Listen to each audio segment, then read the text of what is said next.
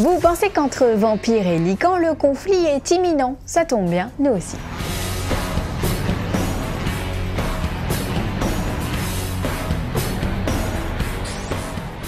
Au programme aujourd'hui, des trolls, un coup de gueule, des coups de latte, mais tout de suite, place aux news en bref.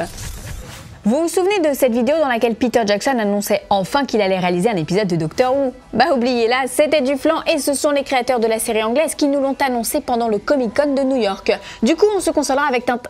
Ah bah non, parce que Peter Jackson n'a toujours pas de projet, qu'il ne semble pas décidé à faire Tintin, mais votre prochain rendez-vous avec le docteur de la BBC, et ça c'est sûr, ça sera pour le traditionnel épisode de Noël, diffusé à Noël. Ça se tient.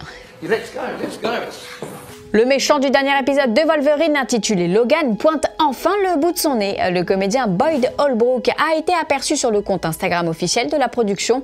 Une photo de lui, en costume, le montre au volant d'une voiture avec des lunettes de soleil sur le nez. En commentaire, un seul mot, Pierce comme Donald Pierce, chef de la sécurité pour la compagnie transgienne. C'est donc lui qui donnera du fil à retordre à Logan, interprété pour la dernière fois par notre Hugh Jackman adoré. Instant nostalgie pour finir, puisque la CW a dévoilé la première photo de Linda Carter dans l'épisode de Supergirl qui sera diffusé le 24 octobre. Pour l'occasion, l'ex-Wonder Woman incarnera ni plus ni moins que la présidente des États-Unis. Pendant ce temps-là, Mark McClure, alias Jimmy Olsen dans les Superman avec Christopher Reeve, a révélé qu'il ferait sans doute un caméo dans un blockbuster attendu fin 2017. Tiens, qu'est-ce qui sort en salle déjà à cette période? Ah bah oui, c'est ça. Allez, aujourd'hui on parle de Guillermo del Toro, quelqu'un qu'on aime beaucoup dans Fanzone, un homme passionné, le papa de Hellboy, Pacific Rim et du récent Crimson Peak. Bref, que du kiff, mais alors quelqu'un qui est parfois un chouïa difficile à suivre tellement il a de projets. C'est d'ailleurs limite énervant. Hein. Ah, mais attendez, on me dit dans l'oreillette que quelque chose d'officiel se passe avec le Mexicain, un rapport avec des trolls. Et ce quelque chose, c'est donc la série d'animation Chasseurs de trolls, Trollhunters en VO, adaptation du propre roman de Del Toro, qui débarquera exclusivement sur Netflix le 23 décembre prochain. L'histoire, c'est celle d'un garçon de 15 ans choisi pour veiller sur un monde caché peuplé de trolls, un jeune héros qui devra donc protéger monstres et humains de redoutables ennemis. Mais vous savez quoi, le mieux c'est de voir quelques images, place à la bande-annonce. We should begin your training. Now I have 2 lives to keep up. Who are you, Jim Lake? Ah, you've got a great lift. There is nowhere to run, Troll Hunter.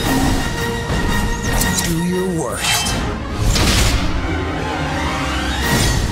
Alors fans de Del Toro, vous allez être ravis, l'ADN du Mexicain est partout à l'écran. Les créatures, la fantaisie, l'animation, l'enfance, tout y est dans ce chasseur de trolls développé par DreamWorks Animation. A noter enfin que le film est emmené par les voix de Ron Perlman, fidèle du cinéaste, et du regretté Anton Yelchin.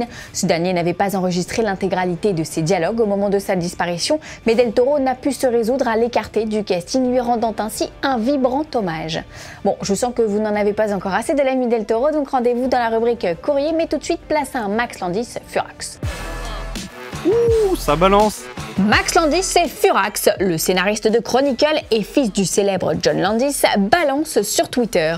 Après avoir découvert la bande-annonce de Power Rangers que nous vous montrions justement hier, Landis a fait part de sa colère. La raison, des similitudes frappantes selon lui entre son Chronicle et Power Rangers, dont il avait écrit une première version du scénario avant d'être viré. Mais au final, les nouveaux scénaristes auraient visiblement gardé pas mal de ces idées qui font très Chronicle, trop selon Max Landis qui n'est donc pas content. Et pas dans tes dents. Encore je suis poli. Aujourd'hui dans le courrier des Fanzoniens, on répond à The Day qui voudrait des news sur Hellboy 3. Eh bien The Day, je ne suis pas sûre que ce que je vais te raconter va te réjouir puisque Ron Perlman, le héros de la saga signée Guillermo del Toro, pourtant chaud patate pour un 3e opus, a clairement laissé entendre que ça sentait le sapin. Au micro de Screen Rant, l'acteur a déclaré ne plus parler du film avec le cinéaste, les deux hommes étant trop occupés par d'autres projets. Et Ron de conclure, je cite, « Peut-être qu'un jour Guillermo m'appellera, mais pour le moment nous sommes heureux de découvrir de nouveaux mondes à conquérir. » Voilà, alors je vais pas être pessimiste, mais je crois qu'Hellboy 3, ça le fera pas. Bon, je suis désolée, et pour te consoler, voici une petite affiche des animaux fantastiques avec le personnage de Ron Perlman en performance capture. Si, je te jure, c'est bien lui.